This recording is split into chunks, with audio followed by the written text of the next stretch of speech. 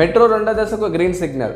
ప్రస్తుతం గ్రేటర్ హైదరాబాద్లో మనకు మెట్రో కనెక్టివిటీ చూసుకున్నట్లయితే LB Nagar to Miyapur, Nagole to Rayadurg, MGBS to JBS. So corridor 2లో మనకు చూసుకున్నట్లయితే ఎంజీబీఎస్ టు పలక్నామా ప్యాలెస్ మరియు పలక్నామా ప్యాలెస్ నుంచి చంద్రాయణగుట్ట వరకు పొడిగించబోతున్నారు. అదేవిధంగా కారిడార్ 4లో మనం చూసుకున్నట్లయితే Nagole to LB Nagar to Chandrayangutta నుంచి P7 రోడ్ నుంచి మైలర్దేవపల్లి నుంచి శంషాబాద్ వరకు 29 కిలోమీటర్స్ పొడిగించబోతున్నారు.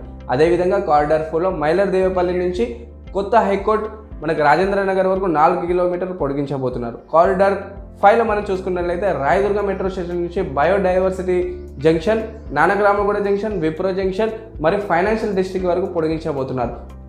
కారిడార్ 6లో చూసుకున్నట్లయితే మియాపూర్ నుంచి BHEL నుంచి పటాన్చెరు వరకు పొడిగిస్తారు. అదేవిధంగా కారిడార్ 7లో ఎల్బీ నగర్, వన్సల్పురం, హయత్ నగర్ వరకు పొడిగిస్తారు.